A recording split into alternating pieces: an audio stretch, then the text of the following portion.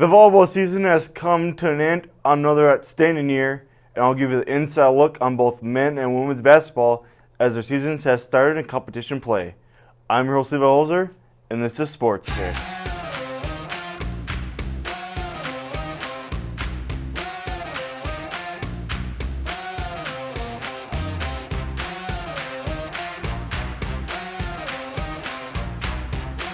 And welcome back to Sports Fix. I'm joined by head coach of the volleyball team, Jeni Walsh. How are you doing today? I'm doing well. How are you? Pretty good. So, season has come to an end. A fantastic one by that. I mean, making it to the finals for the region tournament, runner-ups, number 2 seed this year, and finishing 27-8 overall, 10-2 in the conference.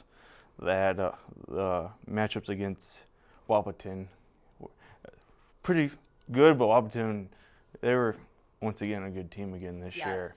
Year in, year out, it seems to be the Mystics versus the Wildcats, and we built up a very nice rivalry with them. And this year, they came out on top. Last year, it was us that came out on top. And so it's just a fun rivalry, good volleyball, good athletes playing hard against each other, and came up short this year.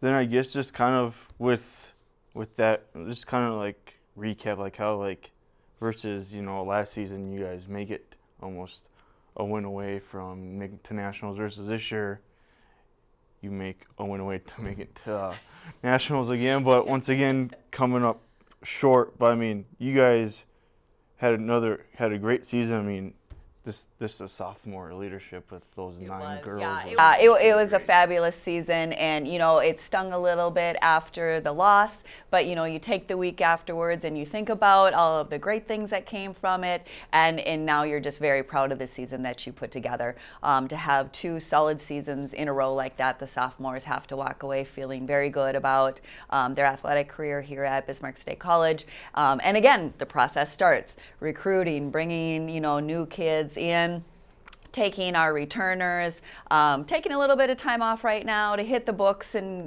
get caught up with schoolwork, and then we'll hit the ground running after Christmas break to do lifting, spring training, and get back into it and get ready to go out and win that conference and regional title. Yeah, then I guess kind of jumping to when conference teams, all region teams, Liza being named conference MVP again this year. That was pretty, I mean, in my mind, probably no doubt for the season, sophomore season she had. I mean, it was kind of comparing to last year's season. It was basically about the same. Carbon copy. Again, Liza is such a consistent player. You know what you're going to get night in, night out from her, and obviously the conference coaches felt that as well, as she was voted the MVP of the conference for the 2nd year in a row. And then she also was named on the All-Region 13 team, and then the conference team as well with Sam on those 2 teams as well. Yep, repeat performers on the All-Conference and the All-Region team, Sam and Liza. So, what a great way to cap off their career here as Mystics. And then also, I guess, top of the iceberg too, I mean, the girls nationally ranked for 2 weeks straight season. I mean, that was pretty impressive.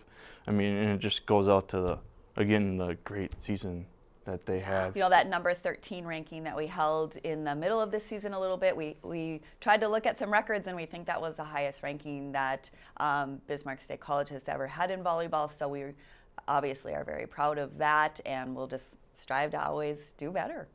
And then I guess you've already signed 2 commits for this year, 2 legacy standouts. Becca, you might have to help me on these last names here. Becca Nish, yep, and Emma Fricky. Yeah, so I guess versus those, I mean, off-season, basically recruiting time. I mean, volleyball region championships are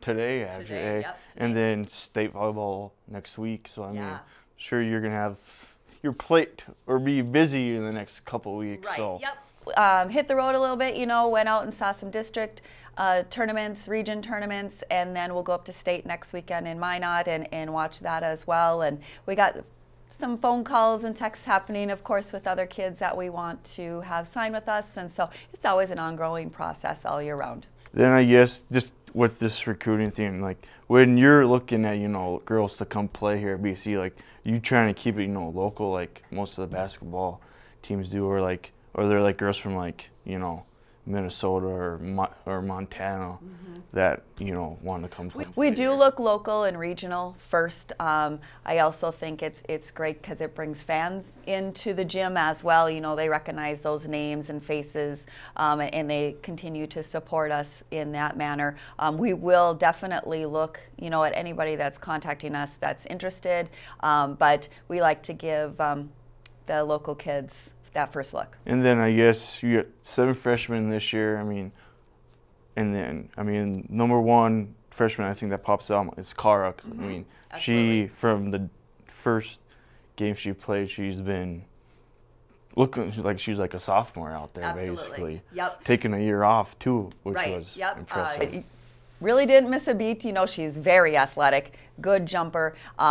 You know, the volleyball started to come back to her, but she's always been a great athlete. So that's a great baseline to start with. So we're excited to get her in the gym this spring and really just concentrate on volleyball. Yeah, then I guess with those other 6 freshmen too, like with this off season, you know, lifting starting after Christmas break, and then spring volleyball, and like whenever you start that, like in February.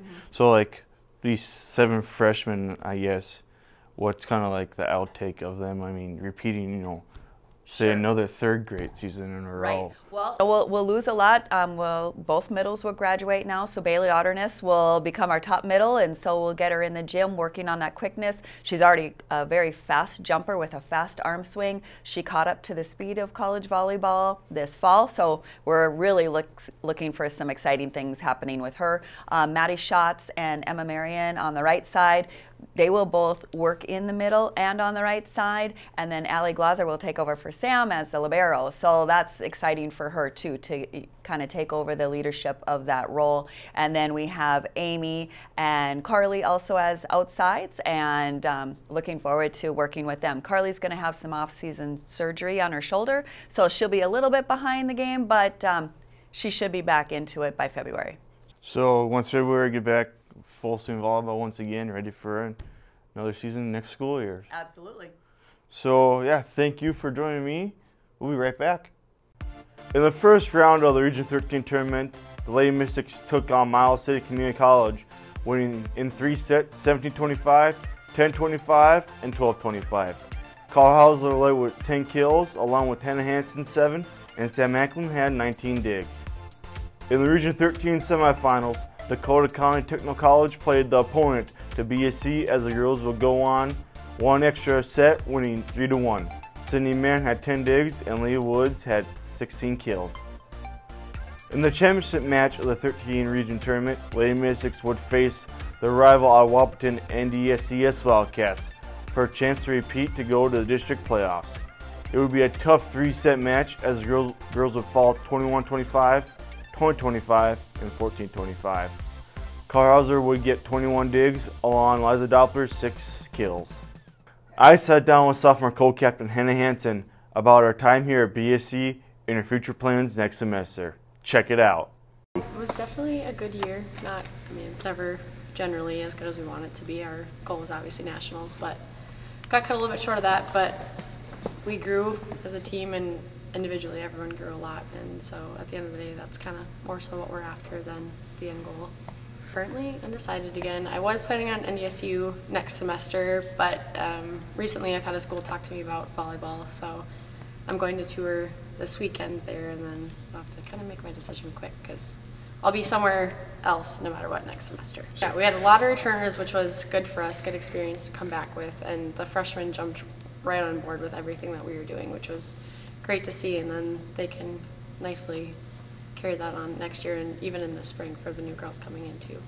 Yeah, it was really nice to be locally here because I've got a lot of family and friends that could come watch, which is exciting that they could still come and support me in what I'm doing here, so it was good. I like being around still. I initially started out just playing basketball, never even thought about playing college volleyball, so it kind of started out as a joke between like the coaches, players, and I, that I was basically on the team freshman year because I was such good friends with them. And then it actually turned into, can I maybe try out with you guys in the spring and just kind of see how it goes? And I loved it from the first minute. Jeni's such a good coach, and the assistants and all the girls are always just so welcoming and just supportive. and they just motivate me a lot. And so it was an easy decision and one of the best decisions I've made. Leadership is always just a really big factor for me and just always what I've got in the back of my mind. But just being a good teammate, being an open teammate, just working hard. I've had such a good group to have such a strong work ethic with here, and so I think that'll just really carry me on to wherever if I go to play on. So I love being a Mystic. In high school, I mean, I never said that I was going to play college sports. I never said I was going to stay around in town, and that's absolutely the best decision I've made from high school is deciding to come here and play on. It's such a good community in the school side and the sports side. Teachers are always so helpful with trying to stay caught up because we're gone so much, and AD, he's great, trainers are great, everything. I've loved it. Oh, she's definitely the best coach I've ever had. She's just got such a positive outlook on everything, and that's just really encouraging because a lot of the time you get stuck with coaches that are just nagging constantly and you're so afraid to mess up or do anything, but Jeni spins that right around and just wants us to work our hardest, and she'll know that we'll get better every day from it.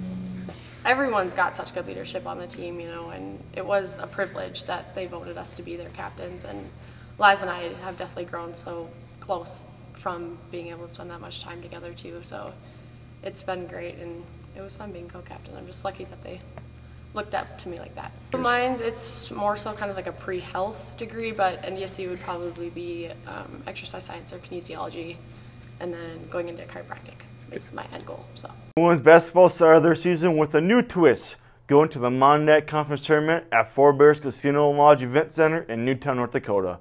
We'll start with the women's team. In the first round of the tournament, the Lady Mystics took on Dakota College of Bottineau, winning 78-58. Freshman Sydney Anderson had 12 points, 9 rebounds, and 5 steals, along with Keisha Bailey's 14 points and 3 rebounds.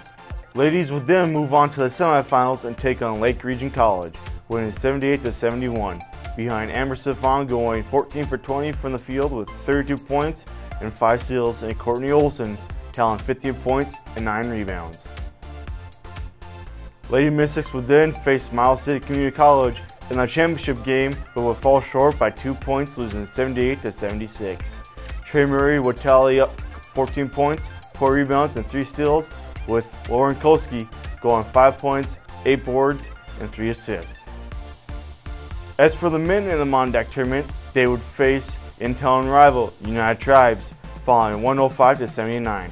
Sophomore leadership would take a huge part in that game, as Grant Colas would have 24 points, 2 assists, and go 8 for 9 from the line, along with Austin Slaughter's 15 points, 8 rebounds, and going 5 for 7 from the free throw line. The guys would then face Miles City College, losing 86-84. Kyle McGillis would go 50% from the field with 19 points and 6 rebounds. Austin Slaughter would put 21 points, 13 rebounds in the stat sheet. Lake Region would be the opponent for BSC men in the 5th place game of the Monadnock tournament. The men would fall 83-60, with Hart Andes having 4 points, 3 rebounds, and 1 steal, along Kewan Johnson getting 6 rebounds, 6 points. Both squads went to the cities last weekend. The boys would face Dakota County Technical College, falling 111-86. Colin McGillis recorded 21 points, 4 assists, and going 5 for 10 from 3-point range.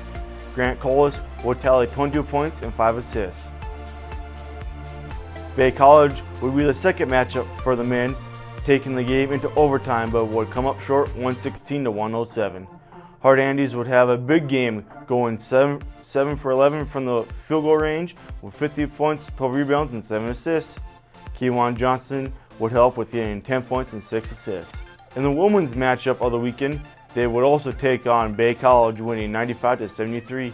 Trey Murray would tally 21 points, 7 rebounds, and go 4 from 8 from the charity stripe, along with Amber Stefan going 10 from 18 from the field with 23 points and 6 rebounds. Upcoming games for the men and women in Mystic Green this weekend: Friday, November 16th and Saturday, November 17th for the Lane Johnson Classic. The Mystics face Presentation College on Friday, with the women's game starting at 6 p.m. and the men's starting at 8 p.m.